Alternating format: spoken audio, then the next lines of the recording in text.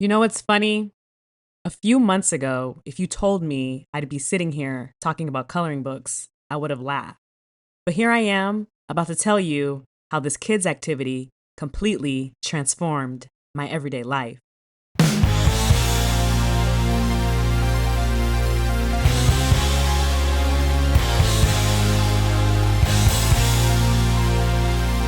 It all started with a Secret Santa gift. When my colleague asked what I liked, I said anything creative. I expected a DIY kit or a funky notebook. When I opened the gift, it was Fantastic Cities by Steve McDonald, an international bestseller, along with a set of colored pencils. At first, I thought, a coloring book? Really? I hadn't colored since I was a kid, but this wasn't an ordinary book. It was filled with intricate illustrations of cities like Paris, Tokyo, and Istanbul. The artwork was so detailed that I almost didn't want to touch it. One evening, after a long day of work and an endless to-do list, I saw the coloring book on my coffee table and thought, why not? But as I flipped through the pages, I felt overwhelmed. Each illustration was so detailed it would take hours, if not days, to complete. The more I hesitated, the more I realized, when did something just for fun start to feel so intimidating? So I decided to go for it. I chose a page featuring Bremen, Germany, and told myself, just one page, let's see where this takes me. Okay, so the goal is to finish this page in 7 days.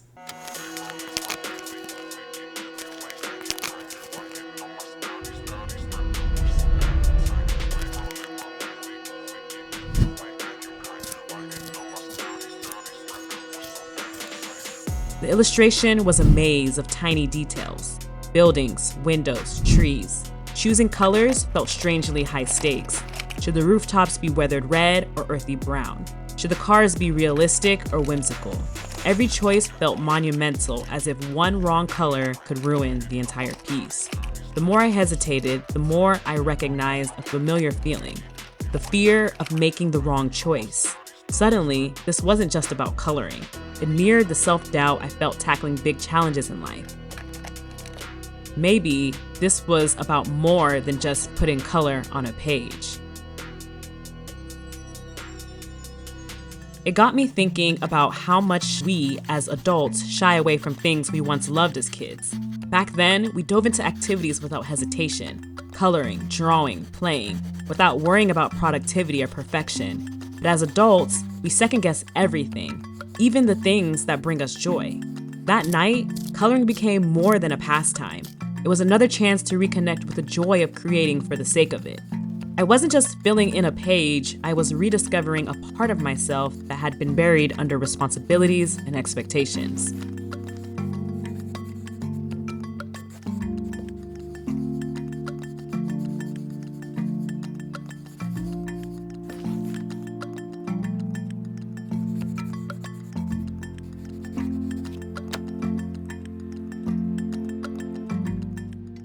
So it's day 2, and I'm gonna be honest. Yesterday, I didn't really get much coloring done. However, today, I'm really gonna put the pencils to the paper.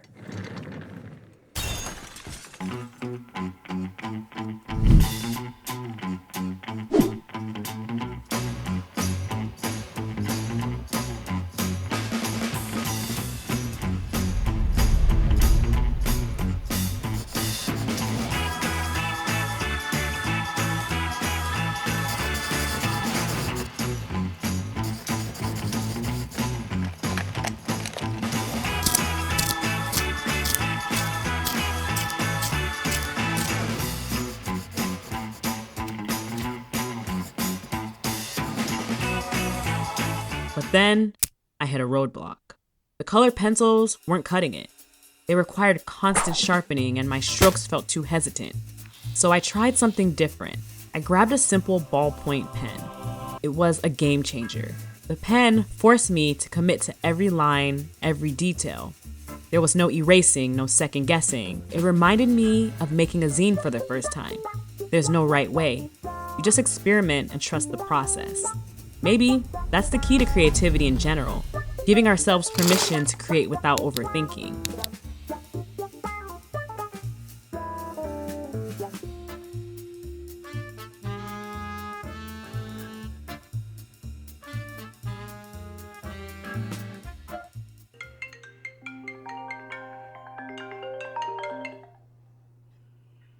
Bremen still keeping you busy? I think I'm done. Not finished done, just done. It's become too overwhelming. Wait, show me. It's your vision of Bremen.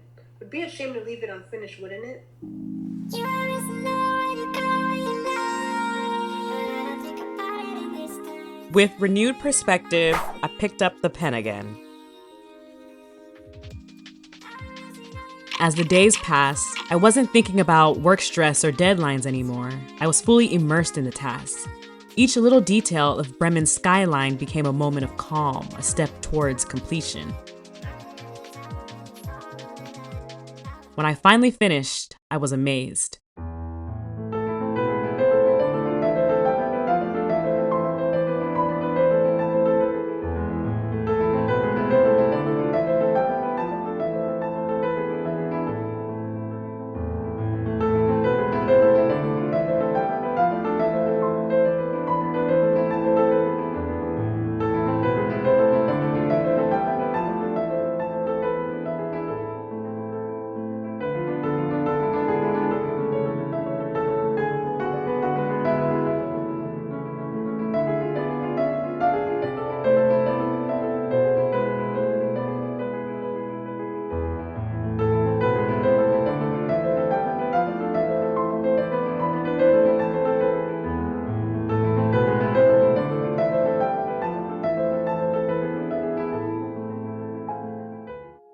Sometimes the most profound lessons come from the simplest places.